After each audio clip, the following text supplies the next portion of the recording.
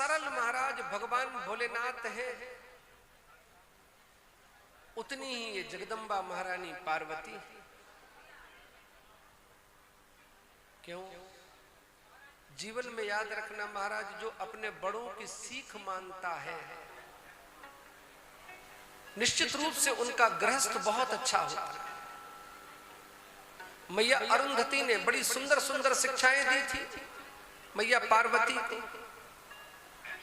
बेटी, पति के जागने से पहले जाग जाना, पति के स्नान से पहले स्नान कर लेना, पति के पूजन से पहले तुम जाकर पूजन कर लेना,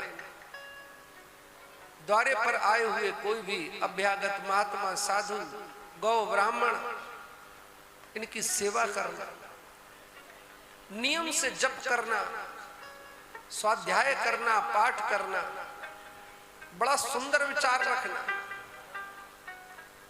माताओं के लिए बड़ी उपयोगी बात है। अगर सुबह सुबह स्नान करके भगवान का भजन करके भगवान को दीप जलाकर पूजन करके अगर आप अपने किचन में खड़े होते हैं तो क्या होगा? कहा समझ लेना महाराज, उस दिन आप भोजन नहीं पका रहे, उस दिन साक्षात आप प्रसाद ही बना रहे हैं।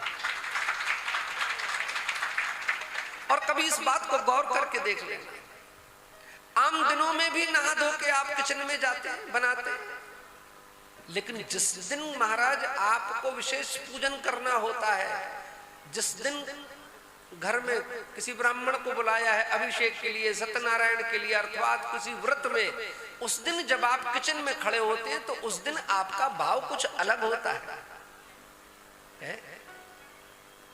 तो इसी भाव को आज मैया अरुंधति ने मैया पार्वती जी को ज्ञान दिया था कि बेटी, इसी भाव से नियम से किचन में खड़े होना, बड़ा सुंदर भाव रखकर मनी मन गुनगुनाते रहना।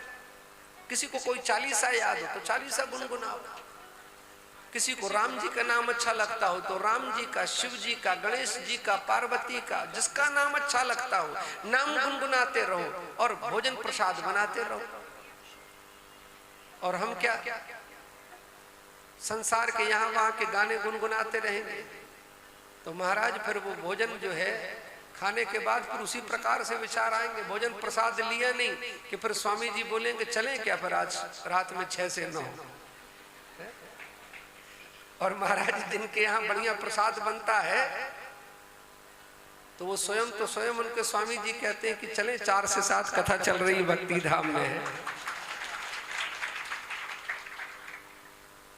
आहार शुद्ध होगा तो व्यवहार शुद्ध होगा, व्यवहार शुद्ध होगा महाराज तो विचार शुद्ध होंगे, और विचार शुद्ध होगा तो तुम्हारा भाव शुद्ध होगा।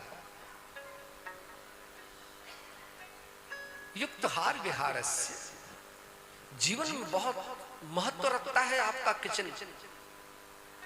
ये हमारे यहाँ के जो संतों ने शौच अशौच की बात की है, इसी पवित्रता के साथ अगर जीवन में प्रत्येक कार्य को अगर आप संपादित करते चले जाते हैं तो आपका प्रत्येक कार्य भगवान शिव से जुड़ जाता है।